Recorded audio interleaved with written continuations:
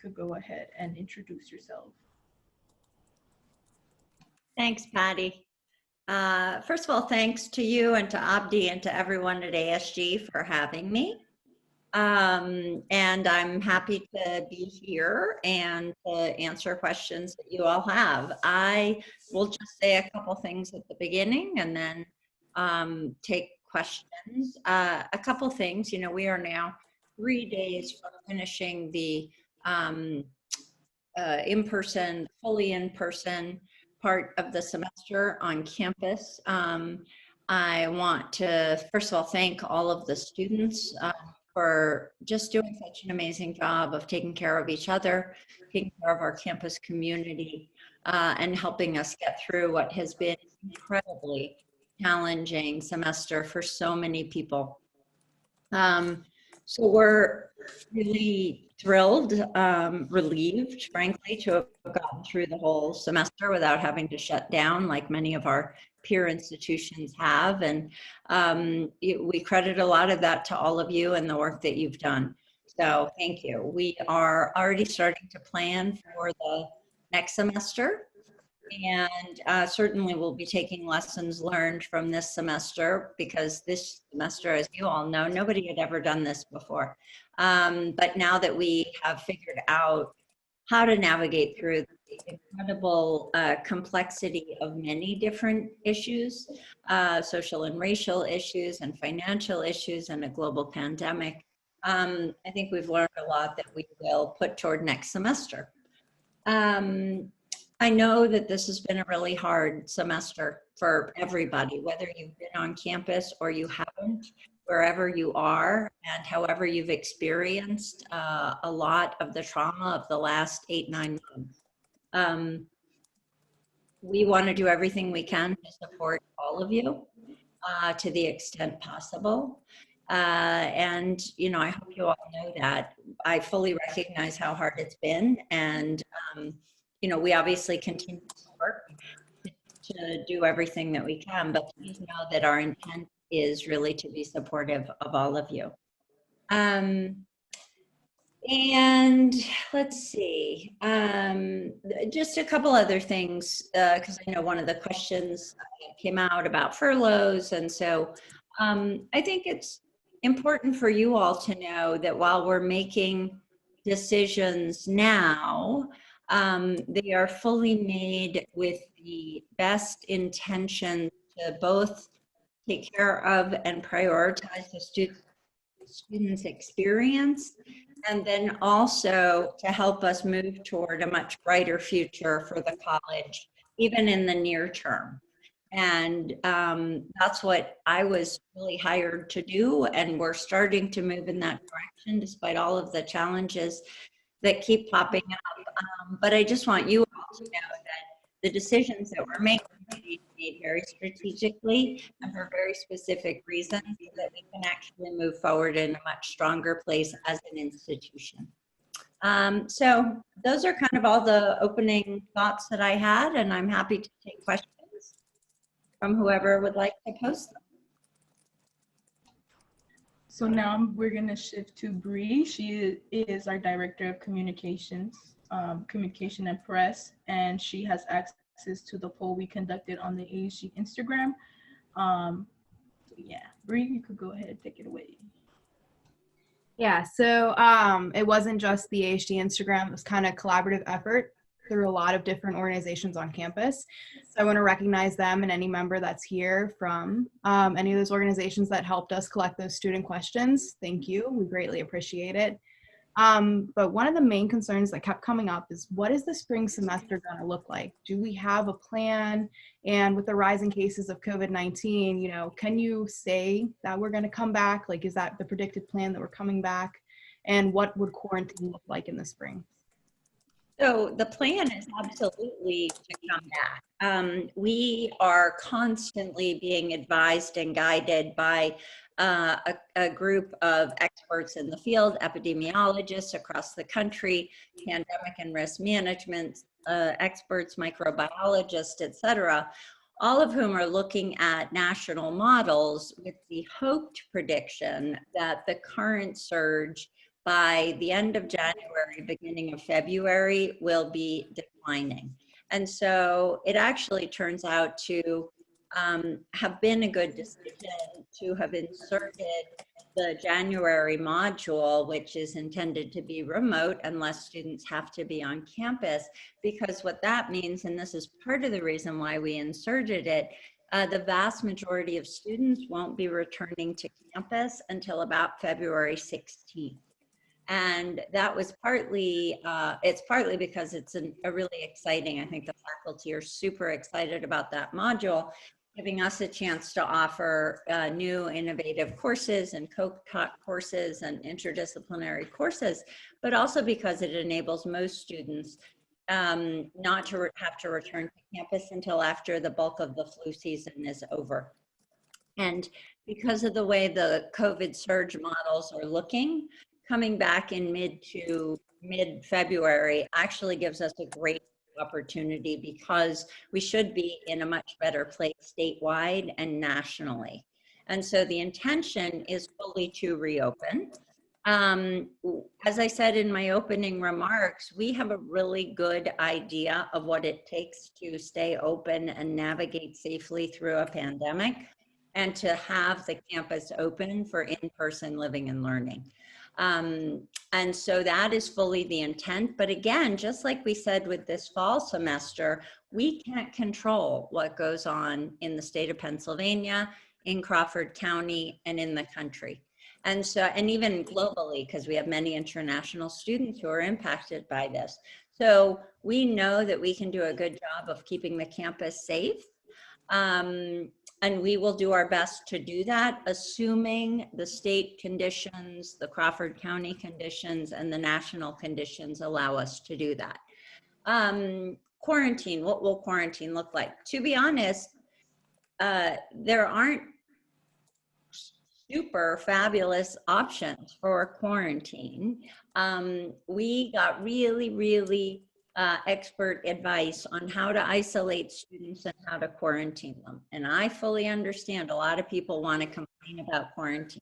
But I can also tell you, as a mother whose son has been off at school, quarantine is not fun no matter where you are. We have done everything in our power to try to make it as comfortable and palatable as possible. But it's not, you know, unfortunately, quarantine means spending 14 days basically alone in isolation, because you are potentially exposed. And so that is a really isolating experience. And we fully know that. I have lived that with my own children. I've lived it through many of you. I've lived it having had to quarantine myself. So the reality is, it's a challenging situation that we are only trying to make the best of, and we will continue to do that. And you acknowledge the fact that it's a very troubling and isolating time. You know, what assistance have you offered mental health wise within quarantining? Oh my gosh, we have mental health counselors that check in on students in isolation and quarantine, if not every single day, every other day. Many of them try to reach out to students who actually don't take the calls. We have residential life staff reaching out. We have student life staff reaching out. Dean Thompson has personally delivered things to students in quarantine, to students in isolation. All of us have brought meals and things like that. We've had coaches deliver pizza and extra food.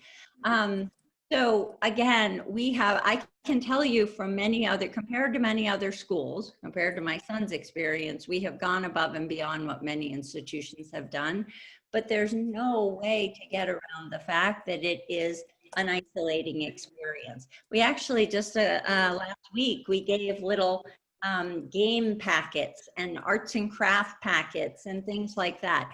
We're also going to be hopefully investing in a whole meditation and mindfulness program that students, when they have to go into quarantine and isolation, which by the way, we don't want anyone to have to, but it is the safest way to keep our campus safe and well and open.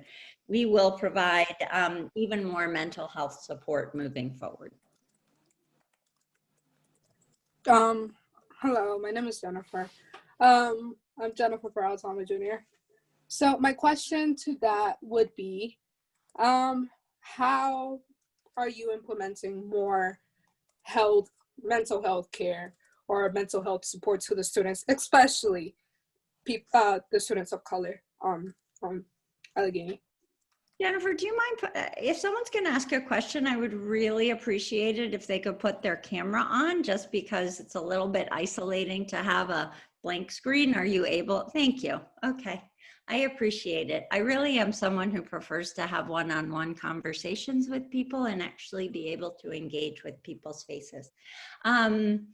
So Trey Yeckley, who is the director of our the Counseling and Personal Development Center, pretty much has been working 24/7, I can tell you, along with all of the mental health counselors, checking in on students in isolation and quarantine, coordinating with Dr. Morrow, who's the medical director of our Allegheny College Health Agency, coordinating with Dean Thompson and Gretchen Beck, and lots of people in res life and student life, coordinating with our nurses. And so we actually, I see the logs of the check-ins that people do, and I can tell you we really are trying to reach out every single day, whether it's to do a pulse ox check or a health check or a mental health check-in or a phone call or a Zoom call. Again, you know, I fully recognize that being in quarantine or isolation, if you are COVID positive, is really hard. It is really hard.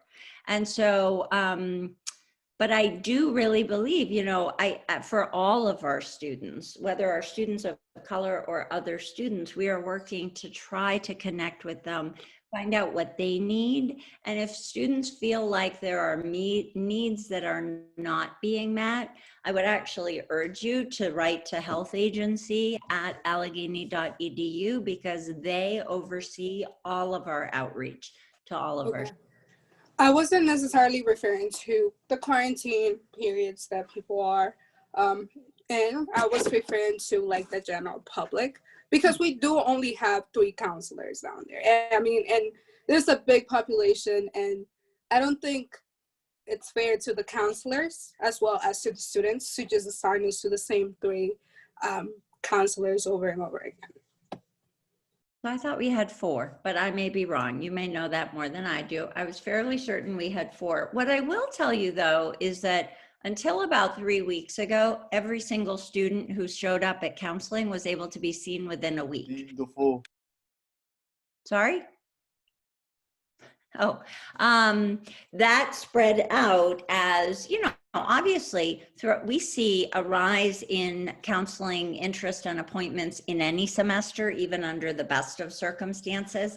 But under COVID, let's face it, even students who aren't in isolation, when we're all walking around with masks, right? When we're being told not to gather with lots of people, when people are nervous about being too close to other people, it's incredibly alienating and isolating.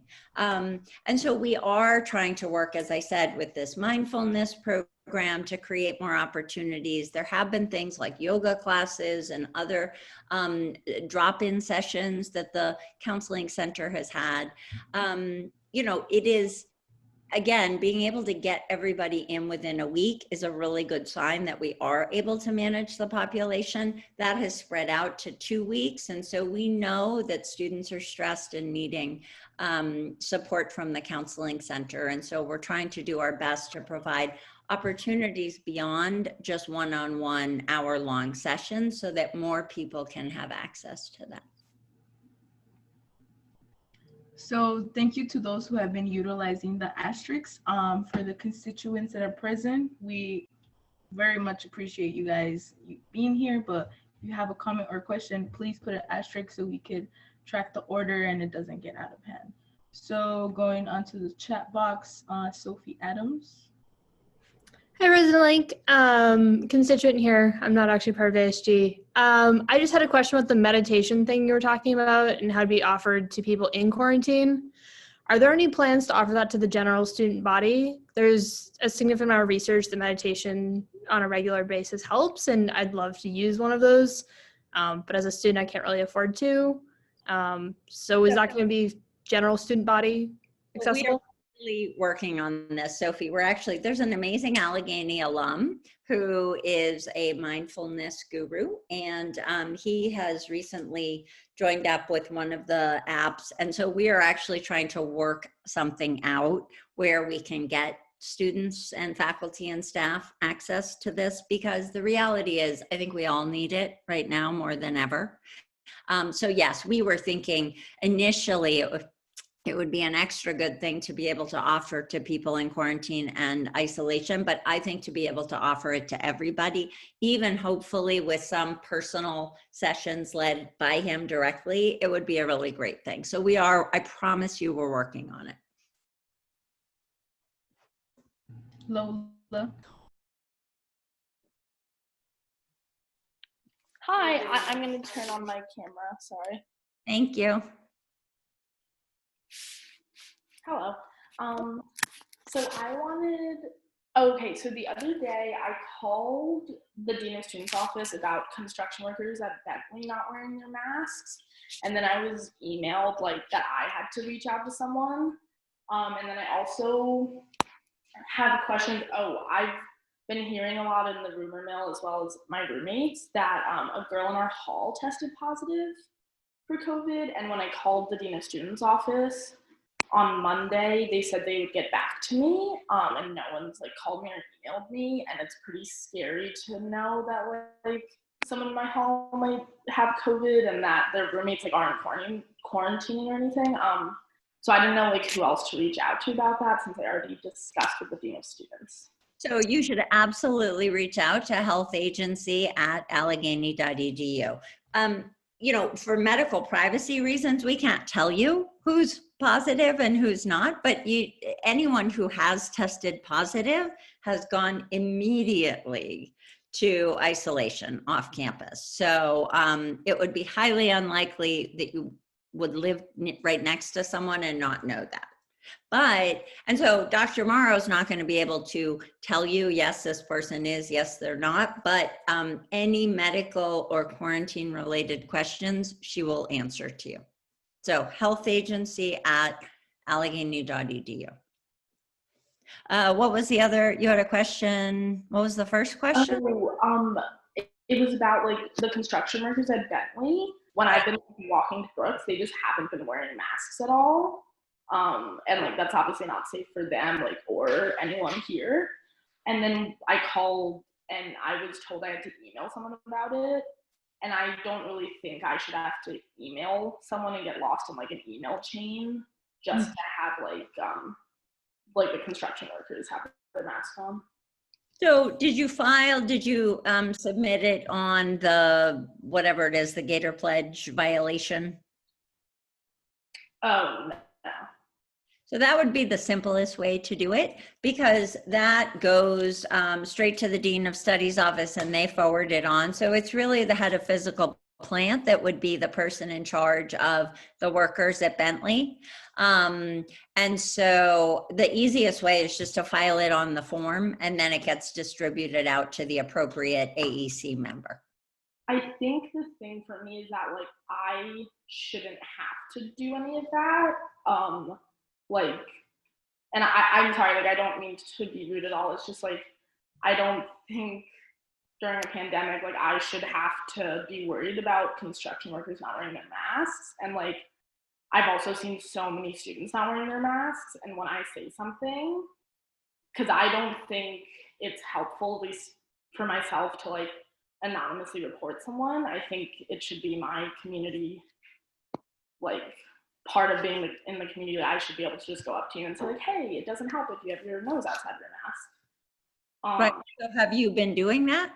Yes, but the construction workers really want to talk to a liberal arts student. They don't really. Well, the thing I'm saying is the Dean of Studies office actually doesn't work with the construction workers. And so the simplest way is just to make a quick note in the form. And then you don't have to call the dean's office, and then it will get relayed to them. But I'll be sure to let Linda Wetzel, who oversees physical plant, know. Thank you.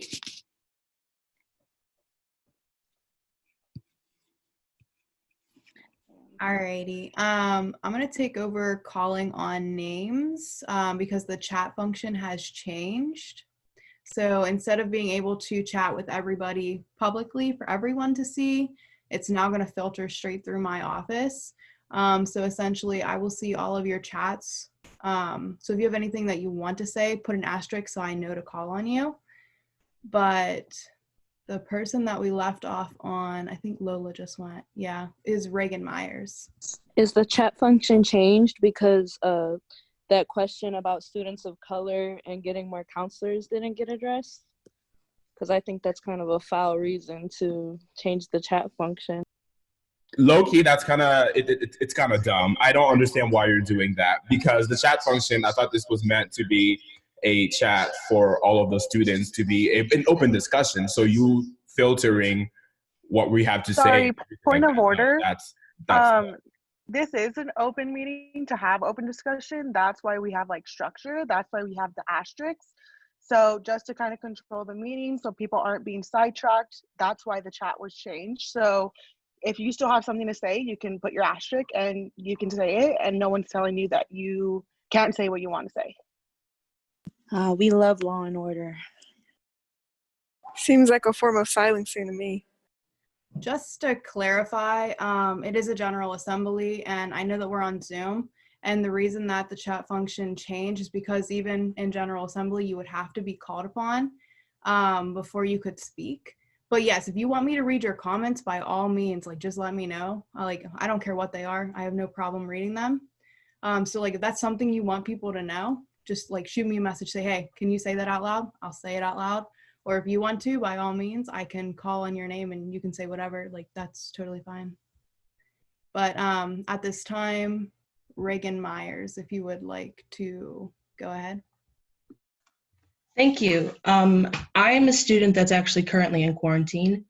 I would say that the worst part of quarantine hasn't been, the isolation as you would say, Ms. Link, but I think the worst thing that I've experienced so far is the sheer amount of miscommunication that I've been fed. So my first question to you is, why doesn't the health agency have a phone number? Because I found out first that one of my friends had tested positive. They texted me, and so I immediately began packing, and I sent the email, to the health agency asking, what I was supposed to do. I didn't hear anything back at all. I called the dean of students maybe twice, towards the end of the working day because I didn't know what else to do. I had been in my room since Sunday evening, just waiting for something to happen, And my issue with that is, when I sent the email, I received a bot response back telling me that I would get a response back within, a few days maybe, because the health agency receives over 100 emails. I think that would be indicative that, email necessarily isn't the best form of communication, especially during a time like this where, people are getting ill, they need to be contacted quickly. Also, I know that you said that people don't respond all the time to those emails that they receive while they're in quarantine. As I've said, in my experience, I didn't receive any emails at all. In fact, I had to call multiple times, towards the end of the working day. I was in my room on Monday, the day that I was put into quarantine, from the morning till 5 p.m., just waiting for somebody to get back to me, which was a very, very nerve-wracking experience. So I just wanted to know why we didn't have, a phone number for the health agency, and, I think you should cut the students some slack that are in quarantine, because not all the time, when you say that people don't always respond to those emails and stuff like that. I mean, if it happened to me, where people just couldn't respond back to me, it's probably happening to other people in quarantine. I'm not criticizing it at all. It's just, we get reports from the nurses who reach out by phone, who often say either that people refuse the contact or that they simply don't answer. And I'm sorry that you went through what you went through. I really am. There is no stable office on campus that is the health agency. Everyone is working between the CVS testing center, between Res Life, off campus, etc.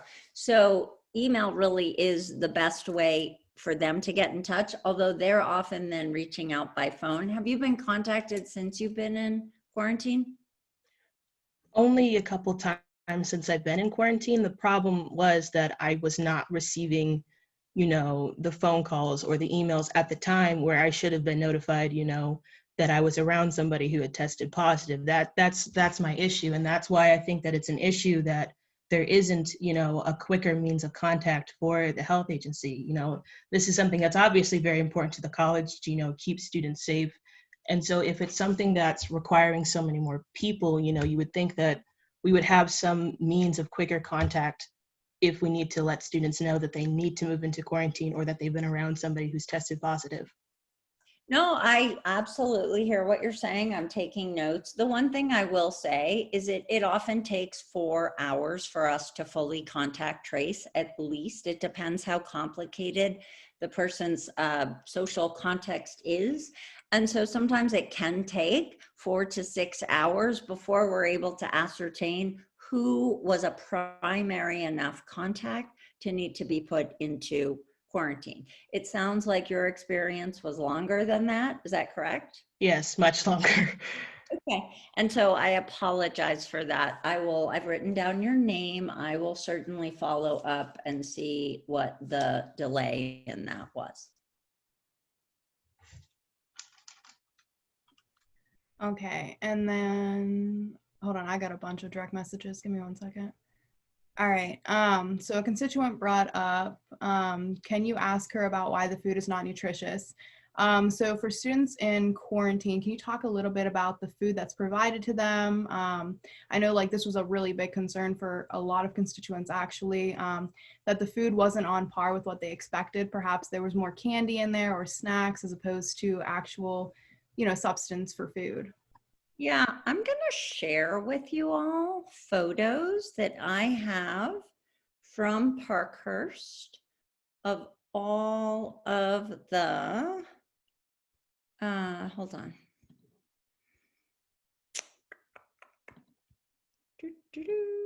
I actually thought this was really helpful. Yes, we give a combination of snacks and healthy foods. How do I share this with you guys? Let me think about this. Hold on. Okay. If I go back here, can I share my screen? Bree, or someone needs to share. You need to give me approval to share my screen. All right, you should be able to now. Let me know if it's not working. Yes. Okay. So I just want to show you all, this is a typical delivery of food that gets delivered.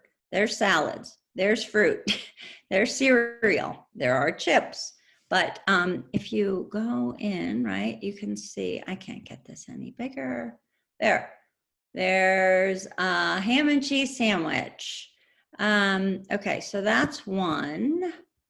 Then hold on, I'm gonna find you. Here's another one. Salad, mac and cheese, fruit. I think you can see there's a steak dinner in the next one. Let's see, there's more. I can find them all. I want to be really clear that this is not just candy snacks. And so there's a chicken taco kit, there's a salad here, this is chicken lo mein, fruit. Is it absolutely everything you might want? No, and I apologize, because we have to send food packaged to people. Remember, the people in quarantine and isolation can't leave their rooms. I will also say that Parkhurst is working really hard to find a way that students in quarantine and isolation in the future for spring will be able to use the Get app and have food delivered.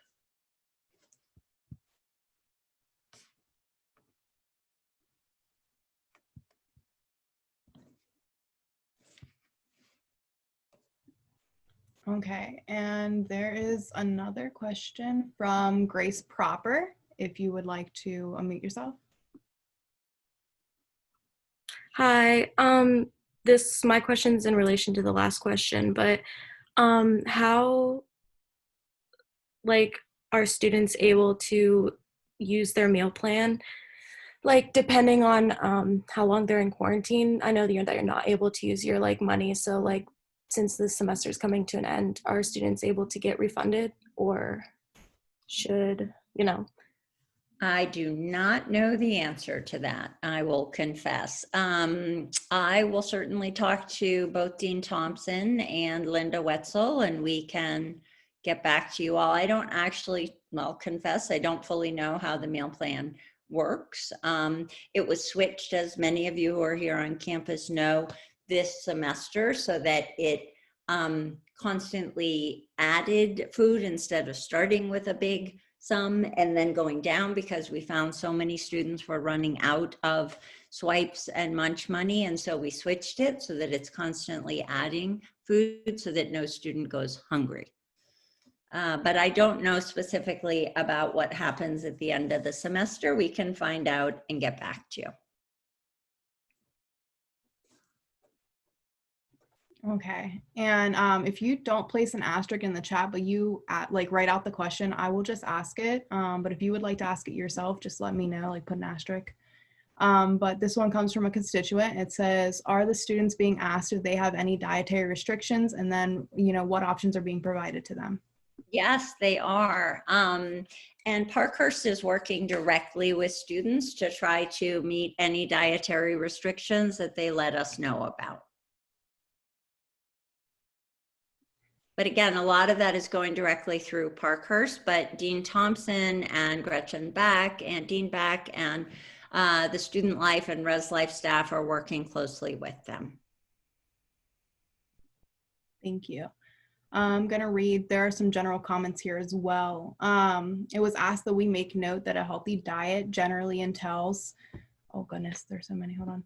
Generally entails that half of your food should be fruits and vegetables. And in these particular quarantine meal images, more than half of the food tended to be processed or desserts. Are there any options available for students to have fresh fruit while in quarantine? Or we're giving fresh fruit every day, and I happen to know in a number of instances, we've actually, when students have requested fruit or other things, we've actually physically brought it to them. So yes, people can request whatever they need, and we will do our best to get it to them. And who are they supposed to contact if they want those different dietary needs?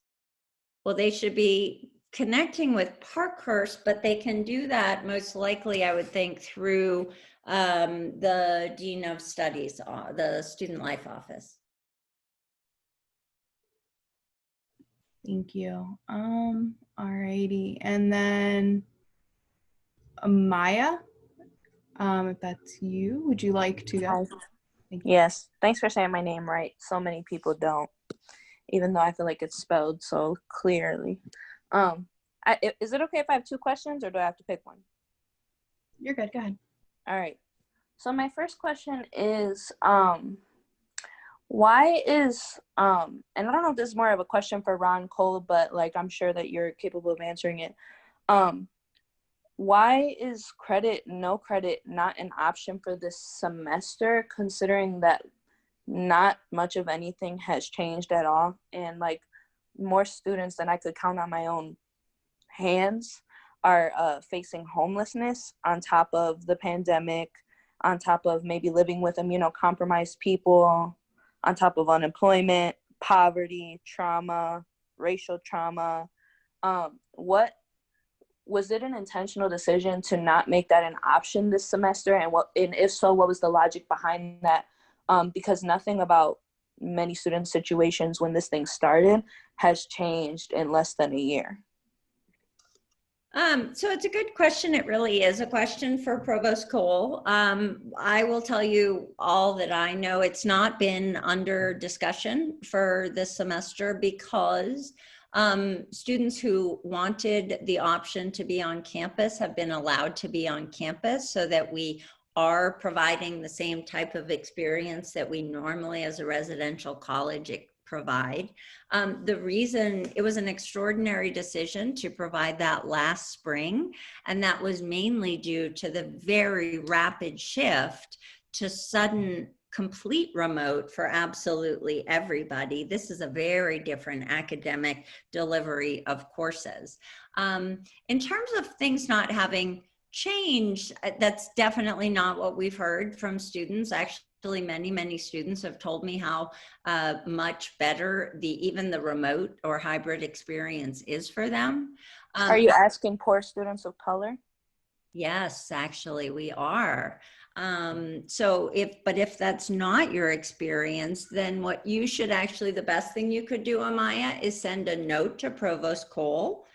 If there are specific faculty that you feel are not being helpful or responsive, they're supposed to be teaching synchronously wherever possible. And if you feel that people are not actually teaching in the manner that you should be taught in, we need to know that.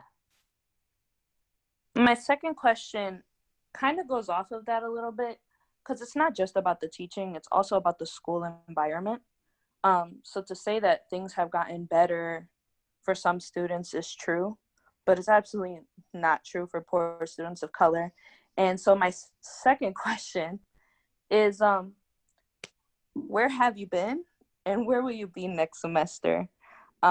Because the whole school had addressed your use of the term Blacks, right? And we got an apology from Kristen Dukes with your name signed on it, which is like, but I think I think it would be nice to like just hear it out of your mouth, because Kristen Dukes didn't say it and she knows better not to. And we've been really feeling, and I'm the co-president of a multicultural organization on campus. It's a conversation I'm sure you know that we have constantly. Like, you're a little scared of us. I feel like more than any other ASG meeting I've been to, there's a lot of like policing of language, a lot of be respectful, be professional, law and order, use asterisks, we're changing the chat, whatever. It feels like you're very scared of us, to be honest. And throughout this whole semester, about anything that has been regarding us and our livelihoods and the way that we're experiencing academia during this pandemic, during this war, during this election, it's all been through Kristen Dukes. And I just personally feel like the purpose of having a dean of institutional diversity is not to be the PR person of our president. Kristen Dukes is in a position to do some real transformative change at this school. Some really, really, really important work. But all we've seen from her is a lot of cleaning up like your personal messes. And, you know, I understand like it's embarrassing to make a mistake or to even have a little like, oops, I was racist on accident kind of thing. But like next semester, how will you show students of color that like you're not scared of us, that you could just be upfront with us and say like, I made a mistake, my bad? Like, because it seems like you've really been in hiding. How can that change next semester? How can we know that you see us and that you acknowledge us without using Kristen Dukes to do that? Amaya, I would love to sit down with you one-on-one and have a conversation about this. Would you be willing to come and see me and have this conversation? Yeah, I'd love to, but I'd also like an answer for all the other people of color in this chat that feel the same way, please. Great. I will say everything, Kristen and I write everything together. We have apologized together, and we have already apologized for the use of the word Blacks. And why did Kristen Dukes apologize for that? Because she didn't use it. She did. She wrote the statement with me. She wrote the original statement with me. We wrote everything together and we apologized together. So don't try to divide us up there. You need to understand we're a unified team here. I think that's really important for you to know. The other thing I want to say is that we have invited all students to 3 open sessions where I sat there with all of my senior colleagues and a total of 9 people showed.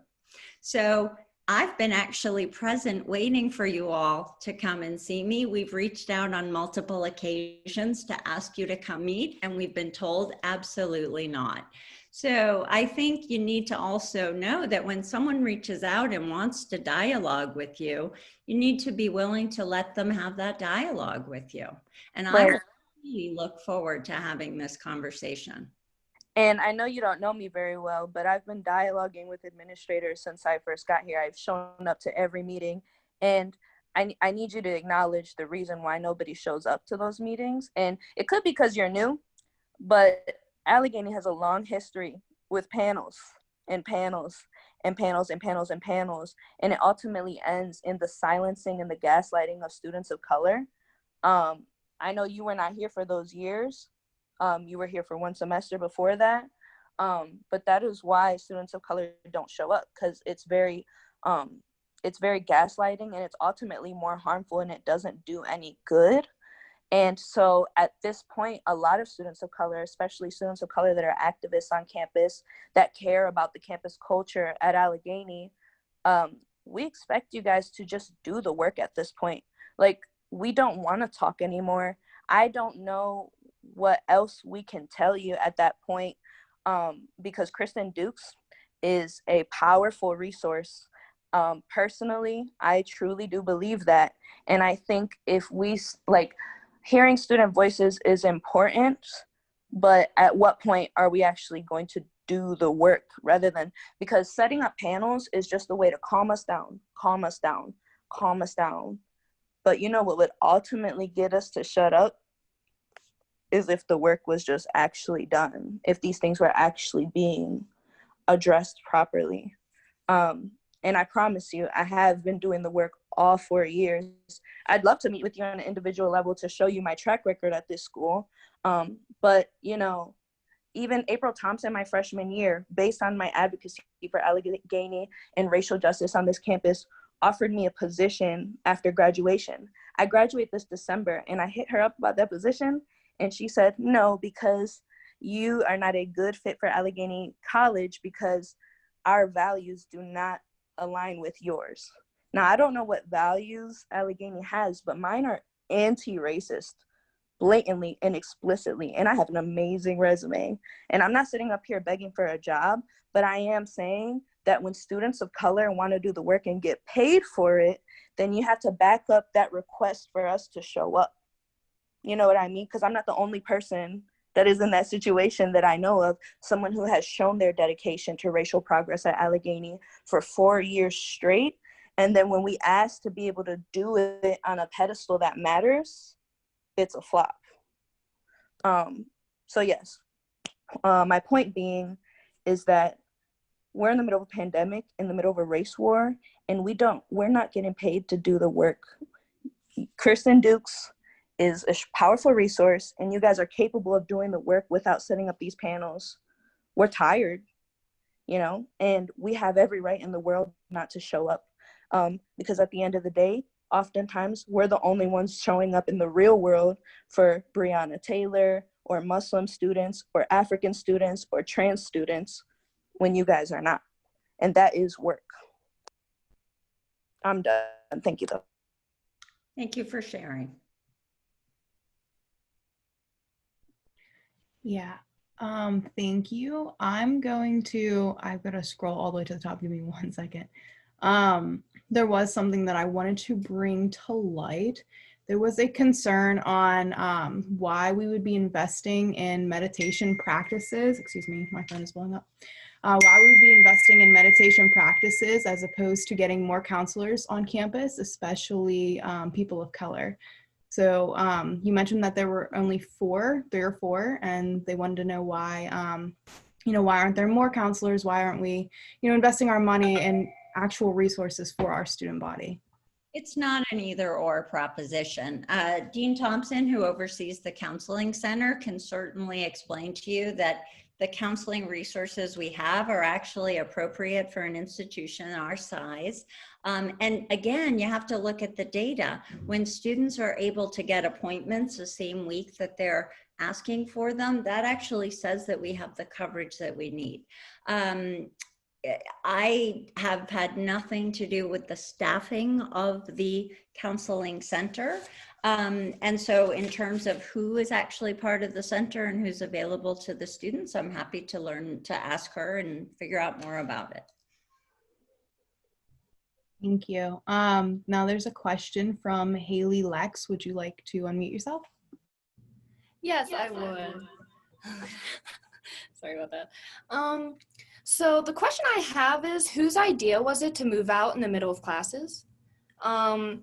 There's so much work. Allegheny is a very like course heavy class, and like there's a lot of stuff we have to do, and usually our finals week is usually like very heavy with work, and especially with this pandemic, I mean, I'm dealing with archival projects, papers on papers. Like I feel so flustered with the amount of work I'm getting, and then I have to move out on top of this. Like, yes, I get you extended the date on Saturday and time, like to 5 and everything, but there's many people who live out of state who are going to be driving for days who won't be able to get that work done that needs to be done by next week. And there are also people who are obviously like struggling with that. So I kind of just want to know whose idea was that, because I feel like if we would have taken, like, if you would have made like a mandatory 2 days off, maybe like Thursday, Friday, leading into Saturday, so one, students could have a day of packing, Friday can be a move out day, and Saturday can be a move out day. Like, I don't know. It's not meant to be mean, but I just wanted to know like what that idea was, because I feel like it would have been beneficial if you would have given the teachers a break and us students a break to get out, because there's so much things we have to deal with already. No, I appreciate that. Actually, Provost Cole had written me before just to say he has messaged the faculty asking for flexibility on assignments during the transition from in-person to remote learning, and he'll be reminding them again also this week. That was a decision that was made 6 months ago, and that we messaged to students. We've been very clear that everything would be ending on the Friday before Thanksgiving, with the idea being, now again, remember, we had no way of knowing what the coronavirus state would be in Crawford County in Pennsylvania. So, because it's changed so drastically from when we started even in August. So we made that decision. That was one of the first decisions that we made, to finish before Thanksgiving so that students would have the opportunity to pack up their stuff, go home for Thanksgiving, and then be home for the rest of the semester. But again, as you know, as I said, Provost Cole is working with faculty. My understanding is the faculty are willing to be flexible. But the other thing is that we started putting moving boxes in dorms over a week ago. So we've given people lots. I have not received a box, sorry. Sorry to interrupt you. They're all in the lounges, according to Dean Thompson. There are boxes that have been put in the residence halls. And there was just a message that went out about this to everybody from Dean Thompson today. So we've told people all along, you should start packing so that you're not leaving everything right to the very end.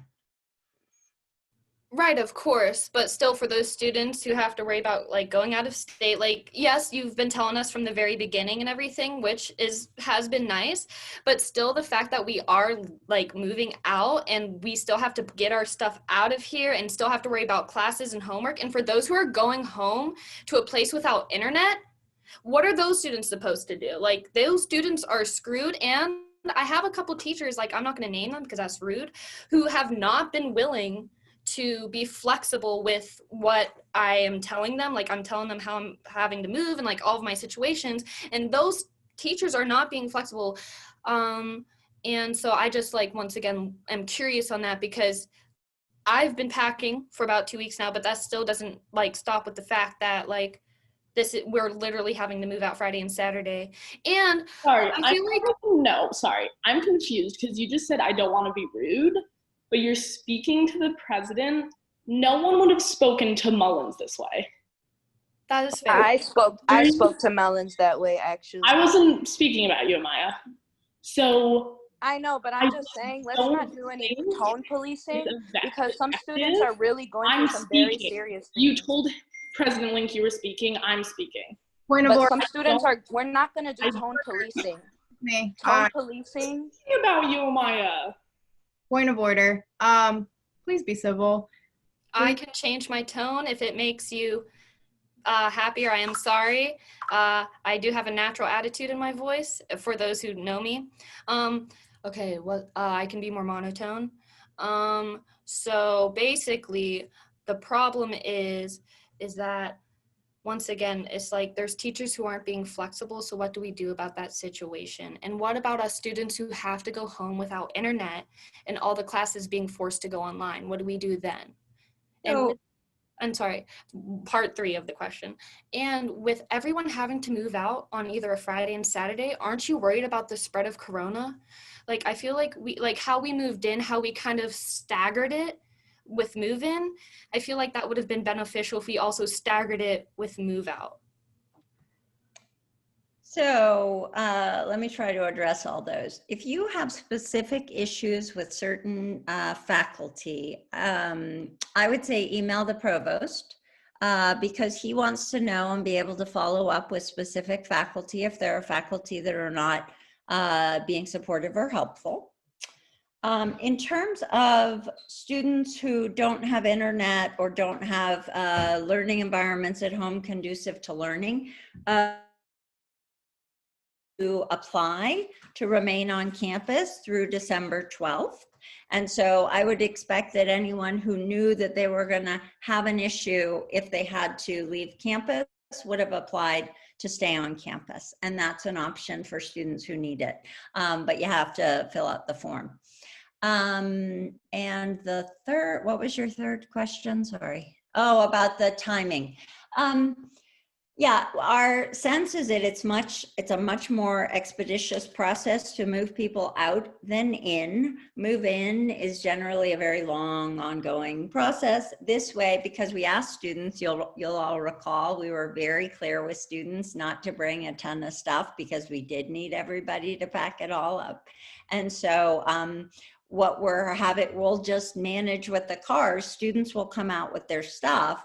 Being on campus shouldn't be an issue because you've all been used to being around each other and hopefully everyone's being careful.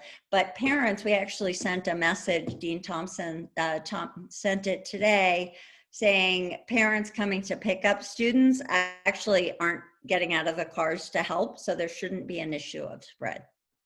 Can I just say something about the tone, though? And I understand it's a great opportunity to have the president here that you can ask lots of questions to. I do worry, though. I understand this is a horrible time that we are all living through. It is incredibly anxiety producing, and I get it.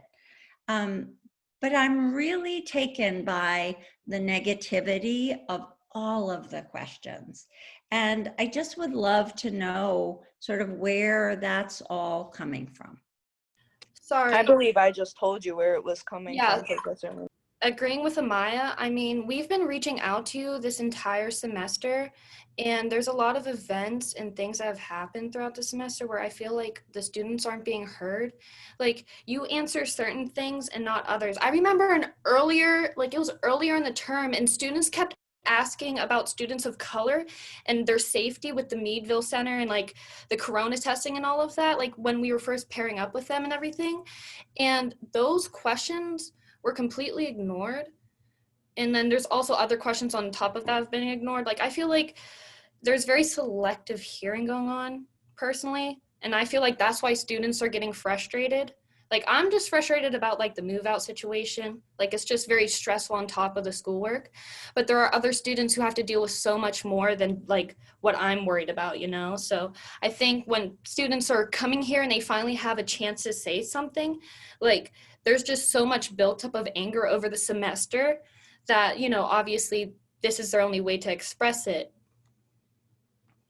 I think personally you should be validating our anger and our feelings. Like I'm a straight A student historically, and I've never done worse in my life. These professors are very unforgiving, and I know that you said that we could report these professors and everything, but sometimes that's not a valid solution. Like the professor that is unforgiving in my case is an amazing professor outside of the context of COVID. I would never report them, honestly. At this moment, I need you to know, if you don't know already, that tone policing is extremely discriminatory, classist, gaslighting, and racist. I encourage you not to do it moving forward, because we have every reason in the world beyond Allegheny and beyond you to be mad. Life is freaking very hard right now. Very, very, very, very, very, very hard. And if we have feelings to share to a person in power who's dedicated to making our lives easier and who hasn't been and who's been in hiding and we haven't been feeling heard, we have the right to say it, and we have the right to say it however we want to. Oh, no, I wasn't saying that you shouldn't. I was honestly just asking a question.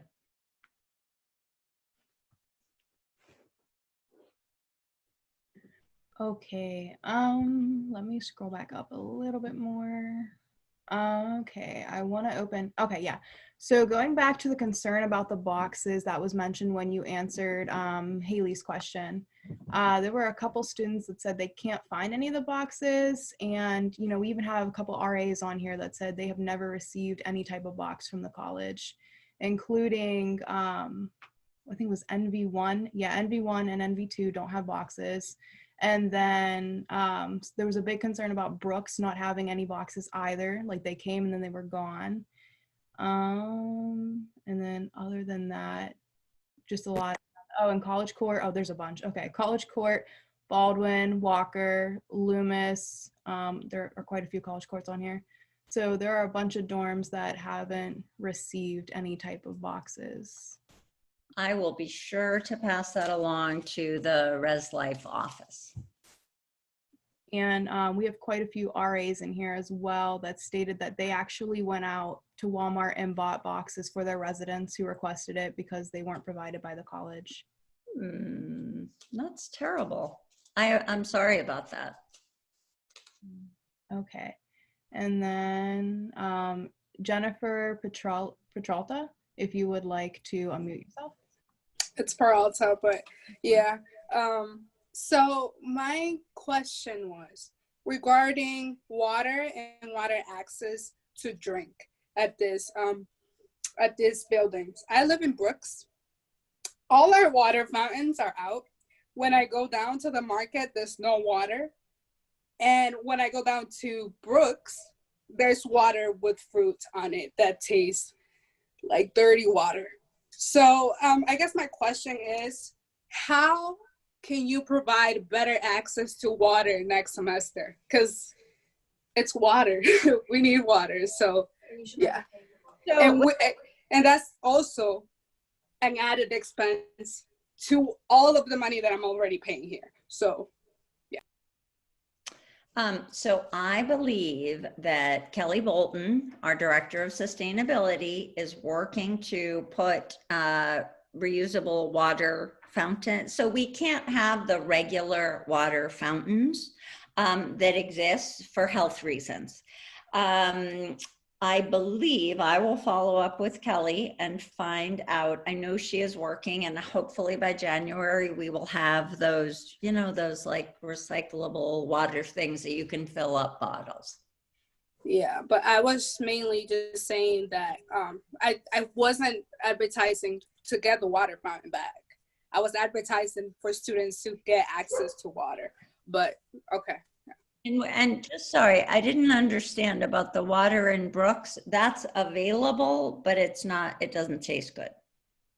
Is that what you're saying? The one in Brooks, it's always infused with fruits, and sometimes it's not good. So most of the time it's not good. So that's one of my biggest issues in this semester. Like, I'm paying this much money for food and water, and I can't even get water when I'm thirsty. So yeah. I am taking copious notes. Thank you. Okay, and then give me 1 second.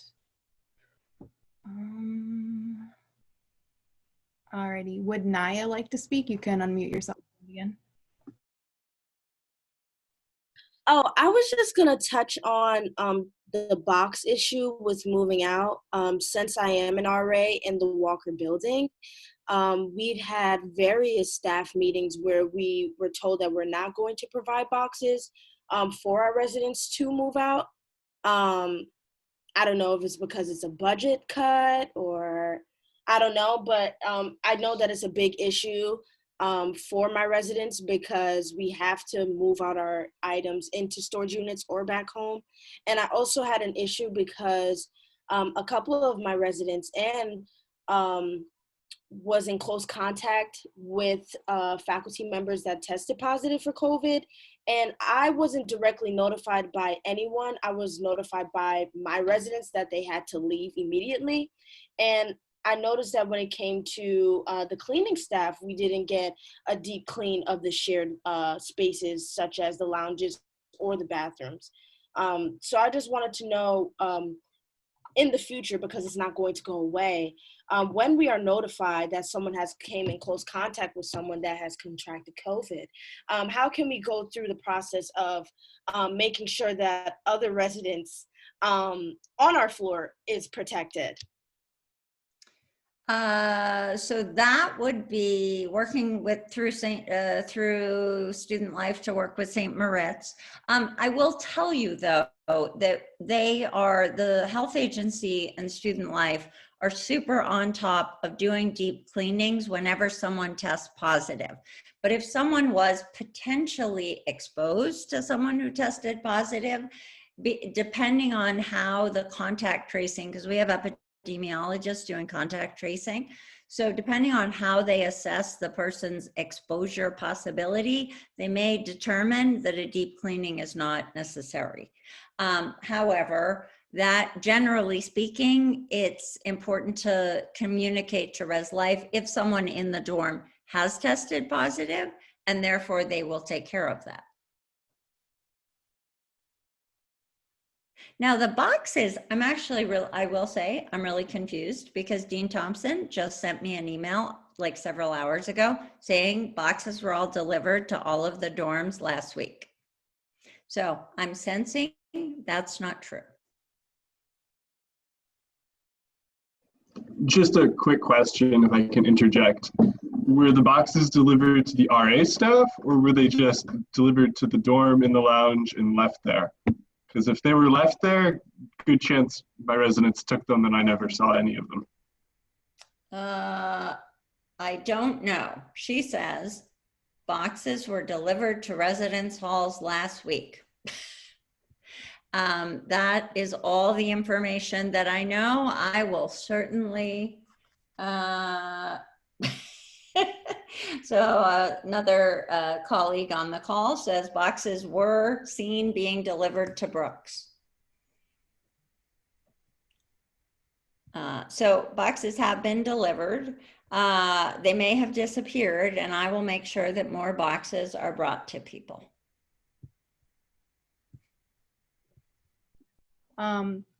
We want to be respectful of your time and hitting that hour mark, but there are quite a few really important topics that I just kind of want to go through. So I'm just going to ask the questions while they're here.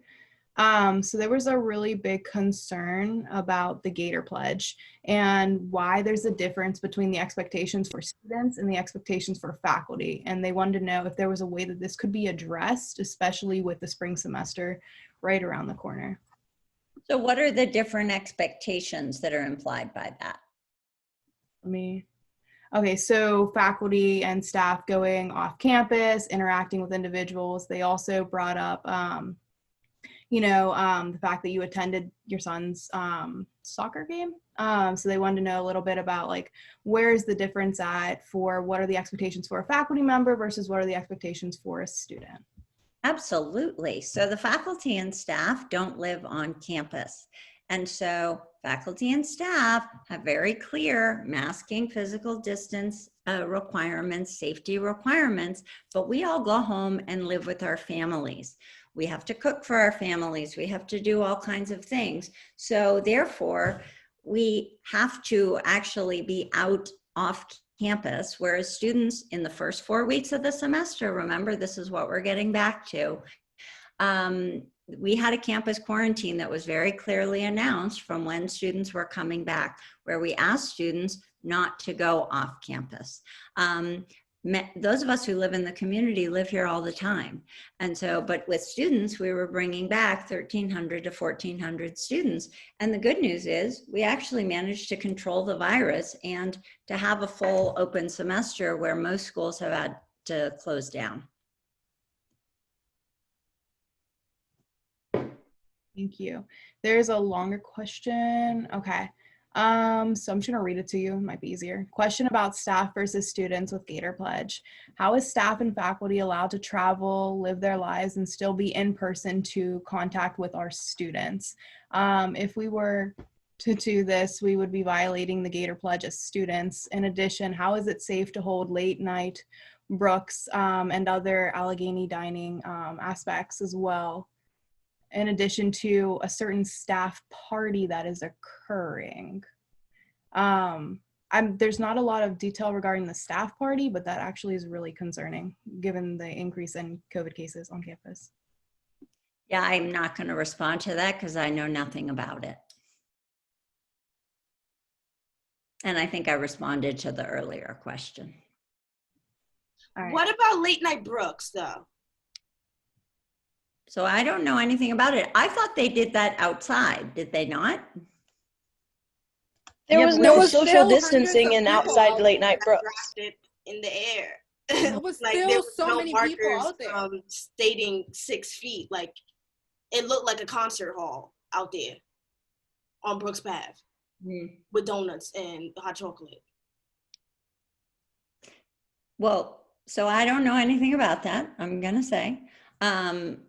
I will certainly relay that back. That was certainly not the intention. The intention was to actually do something really nice for students and do something celebratory in a moment where we know people are really stressed out and we know students are hungry and enjoy late night breakfast. And so I think it was an attempt to be outside and to do something that was actually supposed to be fun and nice for all of you.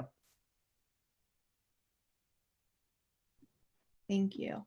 And then there's a question regarding individuals at Brooks Dining Hall. In fact, I think it was the chef at the time, not wearing a mask, taking it off, or even having the mask like below their nose while handling a student's food, despite requests to put it back on, which, can you talk a little bit about that? Are you aware of it? Or is there a policy for Brooks Dining Hall in particular with individuals handling food? I know nothing about it. I will say that every time that we have brought any issue that a student or any staff member has raised to us about any of our vendors, it has been dealt with immediately. So if students do have an issue, they should put it in the pledge and we will follow up with Parkhurst.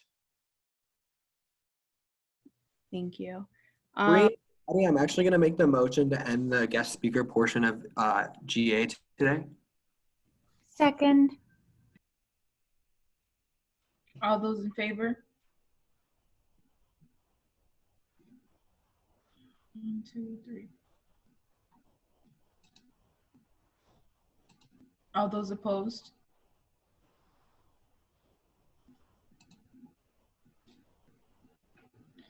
Four, 5. Sorry guys, I had to like click through all these pages to see the votes. Any abstentions?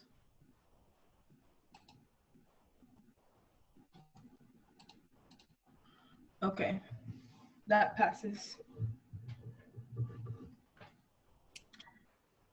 Okay, then. Well, thank you all for your questions. I am always happy to meet individually with any student who wants to set up a time to come meet with me or to come in groups. I'm happy to talk to any of you. And I wish you all a great rest of the semester. Truly good health to you all. Thank you all for all your efforts this semester. Have a good rest of your evening. Thank you. Okay.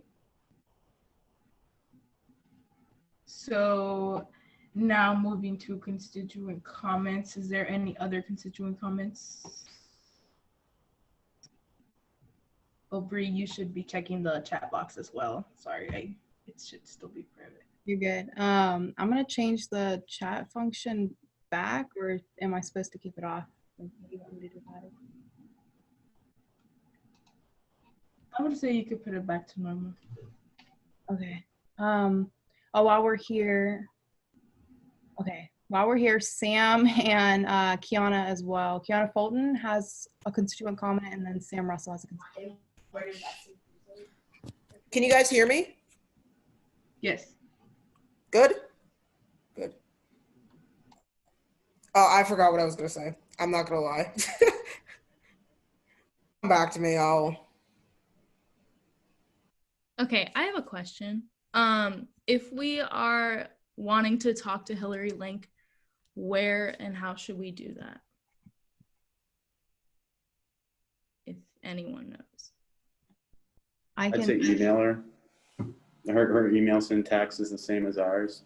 So you can probably just send her an email or send her, secretary an email, get in touch with her. Yeah, Sam, I'm the ASG advisor, and yeah, you can email her at HLink, and her secretary is Pam Hyam. So if you can CC Pam on that email, they'll work together to get you a time to either talk with her virtually or in person. Right. Okay, thank you. You're welcome.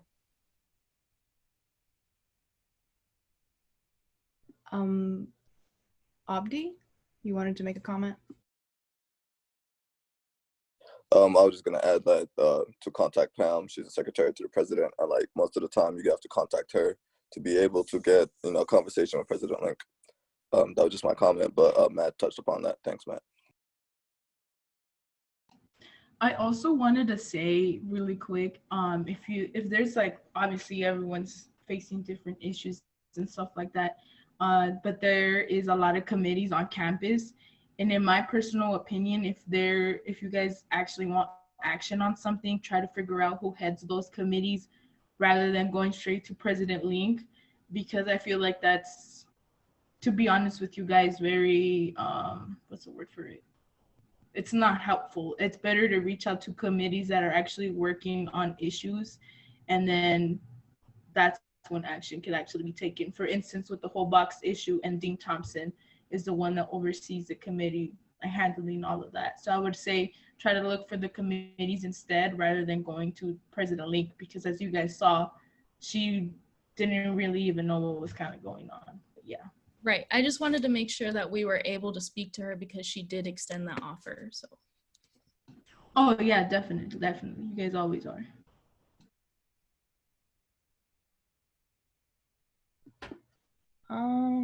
Patty, can you not see the chat ? I cannot.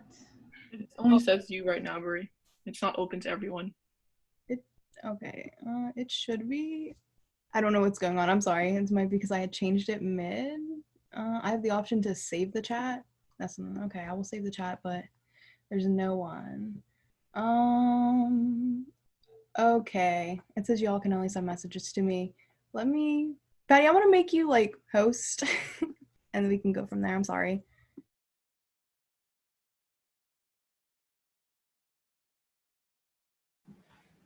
Okay, I remember my point if I'm allowed to talk. You can go ahead. So the reason why Bree had control of the trap is because everybody was chaotic with President Link, correct? Because I didn't see half the messages, but was that the reason why? Yeah, I can answer that. Oh, sorry, I mean to cut you off. Go ahead. You're fine. As Director of Communications and Press, one of the things that I kind of have to oversee is anytime that we have a meeting, there are a set of guidelines that we have to follow with the way that we interact with our guest speakers, the way that we carry any type of discussion between our Senate members, whether it be between Cabinet and Senate, between Senate and Senate, or between constituents and any member representing ASG. And while President Link isn't a member of ASG, she's a separate body of the college. She was here as an honorary guest. So anytime that we have interactions with her, we have a set of rules guiding how we have to interact with her, the way that we speak to her, and they follow what's known as Robert's Rules. So the only reason that I had to control the chat is because we typically just use asterisks. And anytime somebody wants to make a remark that they want to be publicly noted, they have to do it, face to face, which we can't do. So they have to turn their cameras on, unmute themselves and say hey, here's my concern. But not everybody was comfortable doing that anyways. So kind of having that option for them to kind of filter through mine, and then I can also make sure that, we are maintaining propriety while we're speaking, and we're not necessarily, using curse words or slang terms, in a way to be disrespectful to President Link as a guest. That way she can continue to come back and won't kind of leave us hanging here. Okay. Yeah, I didn't see any curse words. That's why. Yeah. So, but they probably would have happened. But thank you.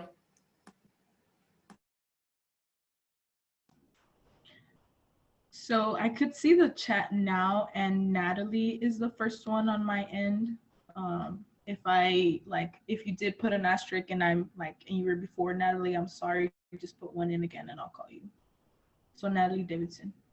Yeah, so I just wanted to, about contact administration. So Provost Cole and Hilary Link have office hours throughout the month, and you can basically stop in. I know usually last year, Ron Cole used to sit in CC and just wait for people to talk to him. But now on My Allegheny, they'll post it and it'll be Link's office hours or Provost Cole's office hours.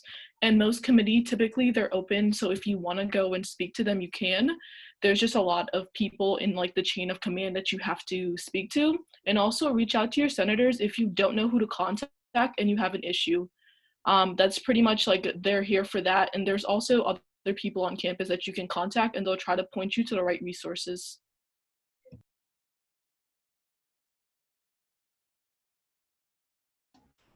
Is there any other constituent comments?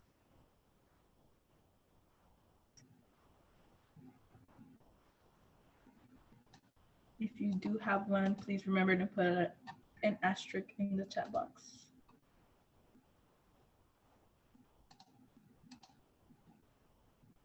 Okay. So there's no asterisks on the chat box, so we're going to be transitioning to cabinet reports. Let's make these as brief as we can. So with Chief of Staff, Emma had to leave because of academic obligations, but she did send out the storage discussion group form. So if you guys are interested, please sign up. And then with that, Attorney General Noah. Hello, everyone. I'll just be a proxy for the time being till we find our new Attorney General. But there is two things that I'd like to bring up today. The first is the Rules Committee and I met for the first time this week, and we had a new club, the Women in Business and Economics, or WIBE. They filled out the materials necessary to become an ASG recognized club. They filled out their petition, they drafted a constitution. Senators, if you look on the GA breakdown, there's a link there for the constitution. And I also have a representative here who she'll speak a little bit more about kind of what this club would be doing and why they're important on campus. So Maya, if you're still here, you want to jump in really quick and give your little blurb, that would be great. Yeah, sure. Thanks, Noah. Hi, everyone. My name is Maya Ginter-Frankovich, and I am the president-elect and social chair of the Women in Business and Economics Club, which, like you says, we're hoping to have that open in the spring of 2021. The intention of our club is to discuss some of the issues surrounding women in the workforce, particularly in the business and economics fields. We plan to address these problems while also providing a positive, uplifting, and inclusive environment open for anyone to join. We also plan on having a built-in mentorship program where students will be matched with an alumni or upperclassmen depending on their needs and interests. Finally, the club will include many opportunities to participate in outreach events and attend various speakers and events such as the Federal Reserve Women in Economics Conference. So thank you so much for considering this club to be an official organization at Allegheny, and please let me know if you have any questions about our content, constitution, or petition. Thank you. I think that this is just me speaking personally. I think that this club is very, very important because women are often underrepresented in the real economic world. So I think it's did I not give access to the senators? I apologize. But I think it's a very important club, and I think it's very, very crucial for the statement of community that we have. So for new senators, and those who haven't voted on making a club, the way that this works is that we have to make the motion this week to approve it, and then next week it has to be approved again. It has to be revoted upon. I know that senators that you can't see the Google Doc, but I will fix that now. So if anyone has any questions for Maya regarding her her organization, you're more than welcome to ask now. I personally am all set. I'm actually going to make the motion to for the first week of approval of the Women in Business Economics Club. I second that. All those in favor? Okay. All those opposed? Any abstentions? Okay, that passes. Wonderful. And then Maya, you can either come back next week and we'll vote on this once more, or you don't have to. Hopefully, I don't think anyone will change their mind, or hopefully not. My next point of order for the Attorney General is the ad hoc committee that we discussed last week. It kind of goes off of what Emma was saying. She sent out a form to all the senators, and if you are interested in joining the ad hoc committee to fix the storage problem that we've kind of bumped into in this last couple weeks here, make sure you fill out that form, and that'll be something that will get started during the break period between the J term and finals. And then it'll be something that we hot topic pretty heavily in the spring to make sure that we can resolve this issue, hopefully before it'll happen again. So that's all I have for Attorney General. And then I'm also next for the Director of Finance. Patty, is it all right if I proceed? Does anyone have any questions regarding anything Attorney General before I jump to the next thing? Okay, wonderful.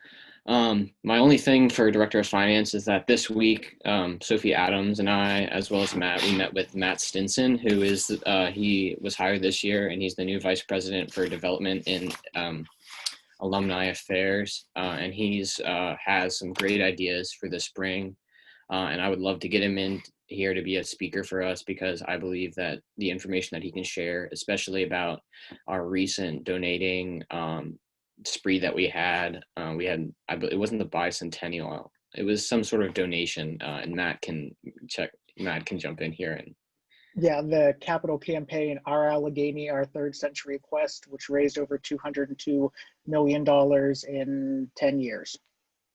So there's a lot of money that we have raised in the last 10 years, and Matt and FSC gave us a little bit of a presentation about the money and where it's going, and I think it would be nice potentially in the spring semester to let the students know in ASG where that money's going, because it comes from the alumni who 50 years ago were in our seats now, and in 50 years we might be the very people giving back to the college. So I think it's important to know where that money's going, because at one point a student did pay for it if they're an alumni or a student now. So that's all I have for Director of Finance and Attorney General. So if you guys have any questions, you can either ask now or reach out to me.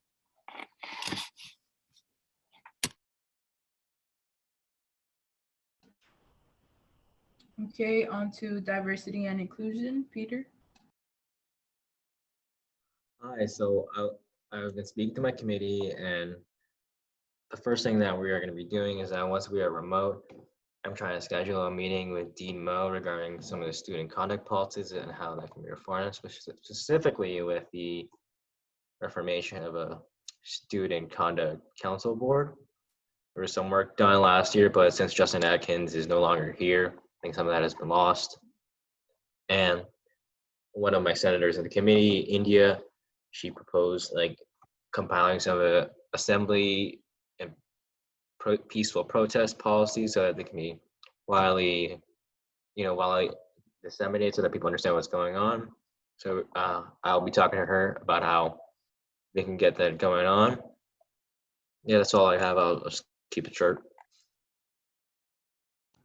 Is there any questions for Peter?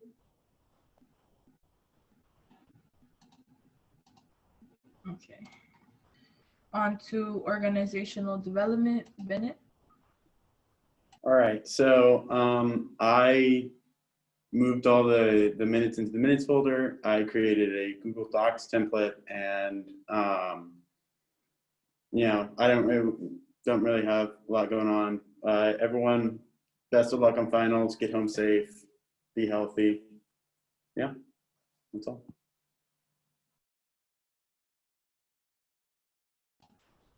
If there are no questions for Bennett, co-director of Students Affairs, Jenna and Crystal. Yeah, I'm going to be giving the report for both Jen and I. So today I attended the CLCS committee meeting, and just a little brief about what we talked about. We talked about student behavior, both the negative and positive within the classroom, and how it can be addressed for this upcoming semester. Then we talked about COVID-19 and tracing, and then we also talked about the camera committee and how the cameras are being used. And then finally, we did address the Gator Pledge. And I know it's brief, but if you have any questions, please contact me.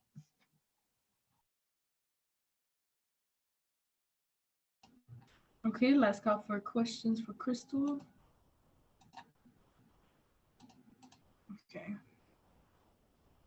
Community relations, Elias. Hey guys, first off, thank you to all the constituents that are still here. I've been in your shoes before, and I was never this patient after the Q&A. So nothing really that substantial to report for community relations. We are, still making progress. The school has been the Meadville Area High School has been a little bit tough to contact in terms of getting a group of students involved in the program, but, slow but steady progress. Definitely feel good about the project going forward.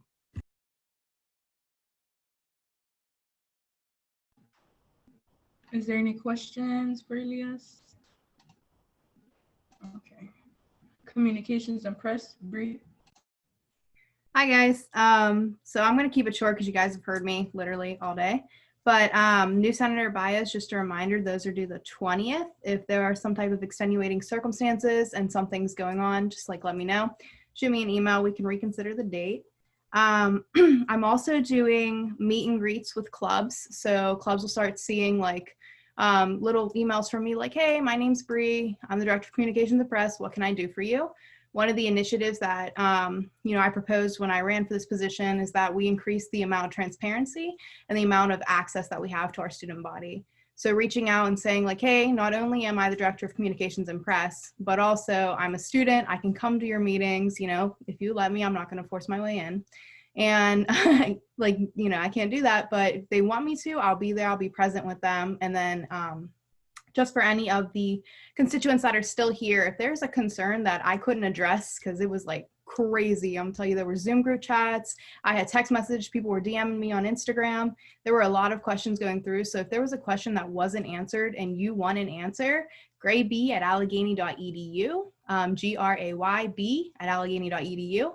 And I will get that answer for you to the extent that President Link is willing to work with me.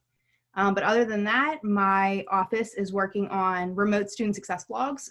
So we are all moving, online next semester. I have been remote for a good portion of the semester, literally the entirety of it, actually. So there are a couple other senators here and also some cabinet members that are also remote. So we're going to be doing success blogs. What can you expect going into a fully remote session? And then, little tips and tricks that I learned, how to stay on task, with video games or with your friends, your family, stuff like that. But that's all that I have. Are there any questions for Bree? Okay. Sustainability and environmental affairs, Willie? I'm going to yield most of my report just for time. The long and short of it is that we are going to be meeting during the breaks just to do some more background stuff with the green boxes as well as the outdoor recycle bins. I hope everyone is able to have safe travels whenever you leave this weekend. And if you have any questions or want to collab, I already talked to some of the cabinet members about a collab. That's just WALKERW, and y'all know the rest. Okay, so now we could transition to class reports, class of 2021. So just a quick report. We did have our first Senate meeting finally. So we established that our office hours were going to be every Fridays at 4:30 p.m. and we'll be starting this Friday. I'm still in the process of seeing how the Zoom works, so like people can sign up. So I'm still working on that. And then we also created our new Instagram, so you can go ahead and follow it. And then we'll just keep updating our class through there as well. And then one last thing, we still need one more person that wants to be part of our Senate. If anybody knows anybody that's interested, please let me know. I will leave well, I can't type my chat, but Patty, if you can leave my email, please, in the chat. Thank you. And that's it for me. Thank you. Class of 2022. Yeah, so we have found people interested in being the another senator. So we need one more person, and we have found somebody to fill that spot. So that's pretty much all we have. And that's it. Have a good break, guys.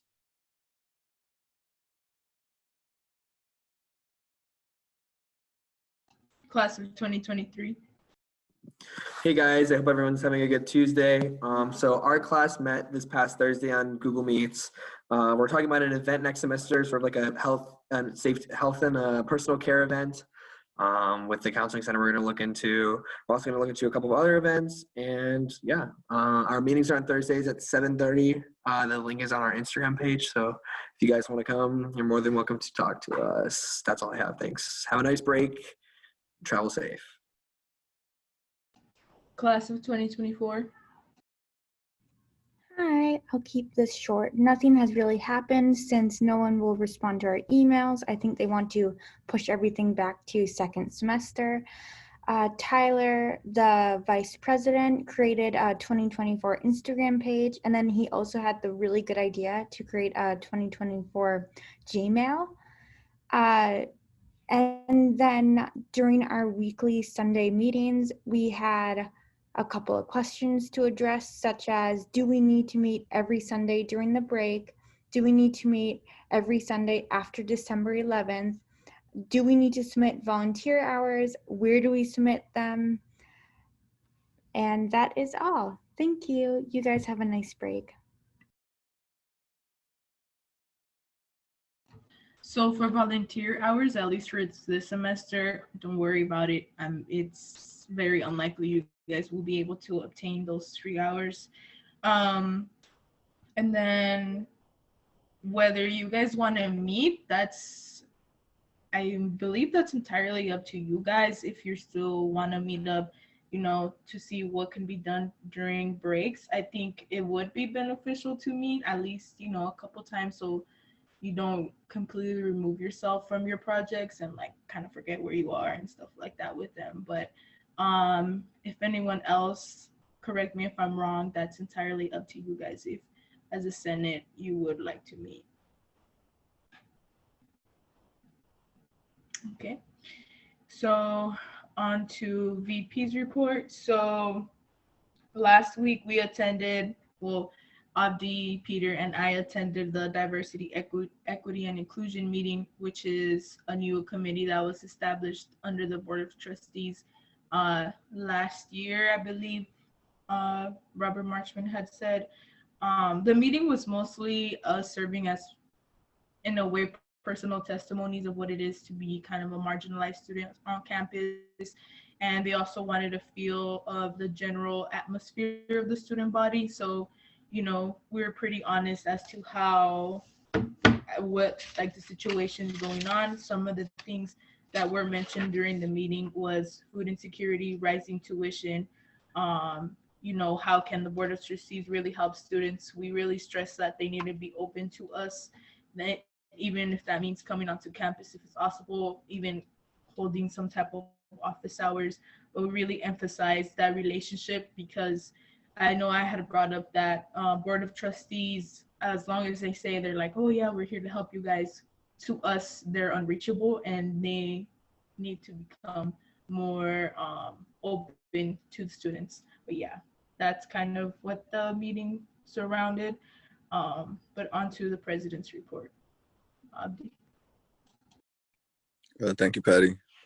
Kind of going along that, just kind of, this wasn't my agenda, but a point that I wanted to make, you know, just along the lines of, you know, how this meeting started and, you know, who we are now. We kind of started off with like 104 participants in GA. Now we're down to 36, last one standing. I just wanted to appreciate and acknowledge everyone that are still here, being part of GA or either just being constituent. I think that is very important to kind of see what happens, what goes on, you know, after like a guest speaker comes, you know, after, you know, a situation is being addressed at the moment, what, you know, who are the people kind of working to address those issues that the students have been working on, I mean, that I've been like speaking on and, you know, concerning about. And, you know, something that I want to reiterate and going off Natalie's point and Patty's point, there are committees out here that are willing to help and do anything within their year or within their cabinet jurisdiction or expectations.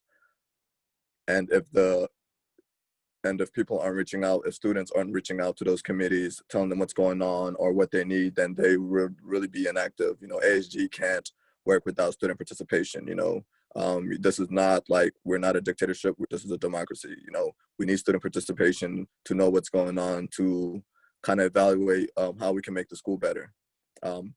I've been addressing this through a couple GAs. I think Patty has also been addressing this through a couple GAs. We have been meeting with President Link and her secretary Pam on like a bi-weekly to monthly basis at this point. And I know one person from the senators reached out to me, and we addressed the problem with the international storage. So just kind of going off along that, you know, we have to remind ourselves that we can't give false promises to people because dealing with COVID, you know, there's a lot of guidelines and things that we do not know. There's a lot of things that have changed. So we can't, you know, try to be the superhero at the same time, but also, you know, not see a problem like this happen again. You know, what can we do moving forward? I think that's the best way ASG can move. With that being said, something to consider, I imagine this being a problem in the semester with the international storage. So one thing that was brought up during the meeting was funding. And, you know, kind of going to the pre-existing work that was there. Why did it stop? Kind of how the COVID affected, and kind of getting those old machines that were there kind of working again. And I think that's the best way moving forward. And also like looking at alternative ways, but I think the main problem here was financial. So next semester, I think a big fundraiser to help our international students and really show how we are acting upon our statement of community. And moving forward along with that, I also want to acknowledge all the student leaders that are working actively on this campus. I think the hegemony ideal is that, you know, administration is not doing anything, but I think we need to acknowledge the students that are doing anything. And I think the perception is to change that, you know, what can we do to help those students that are actively working day and night, you know, to change and, you know, combat these issues that students are facing and administration are facing. Not only do the students have to, you know, work on their classes, but kind of like also work for the school almost without getting any pay, without having to struggle with tuition, with having to struggle with food insecurity, and while also trying to have the student body on their back. So I just wanted to give yourself a pat on your back, because like this is a lot of work, especially during these times. ASG has never went through an experience like this. This is the first time a pandemic is happening within 100 years. So like, you know, it's not so crazy that things are crazy. You know what I'm saying? But with all that being said, good news moving forward.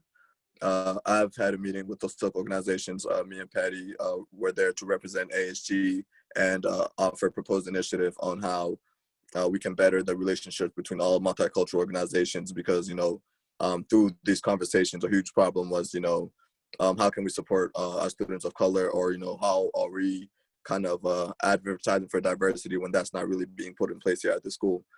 And I think a main issue is within the clubs that are being represented, because that's where most of the multicultural students are. That's where they have leadership positions in, and that's where everybody's most populated. And I think that's where the support needs to start. Because at the end of the day, we need to recognize that we're all students. And the proposed initial idea to the self-organizations was, if you guys don't know, ABC, the Advancement of Black Culture, has been here for 50 years. He has a 50-year existence here at Allegheny College and has an active working alumni council. And one of the alumni council presidents, Ms. Carmen Ellington, is also on the Diversity, Equity, and Inclusion Trustee Board. So just wanted to recognize them for being here for 50 years, because that's something where needs to be recognized, and they will be the main, multicultural, forefront for all clubs. Not trying to eliminate or take away from all clubs, but this will offer a way for all clubs to work under one system, where not they have to start a new club and work under new constitutions and develop other avenues. But we found, I think, speaking with Noah, we found that most multicultural clubs were putting on for one event, and instead of just like putting on for one event, all working under collective one budget. And this would increase everyone's budget. This would increase student leadership within multicultural positions. And most were all in favor, and we're working with the Idea Center and all the multicultural clubs to kind of create a platform for how this could be happening, looking at different ideas and programs that have been pre-existing to kind of see how we can best move forward. And I think it's a good initiative that all clubs have agreed to, and excited to see how that works. And everything else, last thing I want to report on, I did email to everyone that reached out to me for the Attorney General positions. We're going to work with me, Emma, Patty, to kind of like send out information dealing with regard that. I know I emailed all the people that emailed me today. And if I didn't get your email, or if I haven't responded to your email, please email me again. Sometimes you get lost. And I would also remind everyone to email the AHG email. We have a lot of emails coming through from administration, and also we are students at the same time. We have classes, but like collectively, if I can't see it, then someone else can see it. If you get it to the AHG email, I promise you'll get more attention on G. But moving forward, I think that's all with my report. Just wanted to acknowledge everyone's hard work and, just keep pushing, it's all love, for sure. Is there any questions for Abdi? Okay. So moving on to unfinished business, employee furlough, Noah. I'm not going to talk for long because it's been a long night and it's 9:30. I put a link in there, senators, and anyone who wants to look at it. It's just information about the employee furlough. It's just another thing that's happened this semester. And I know this doesn't necessarily strike us as it does on the faculty on the same level, but these faculty are some of the greatest mentors that we'll have in our young life, some of the best advisors, and they often will fulfill a parent role for people who feel without a parent. So I just would recommend reading into it and just being aware that also as seniors and juniors who are applying to grad school, that a lot of that employee furlough time will be taking place in the time that you'll be applying to grad school. So if you want letters of recommendation, make sure that you get them probably before break, because if professors are going on furlough, you're not going to get your letters for grad school, and those are evidently critical in the next step of graduate school.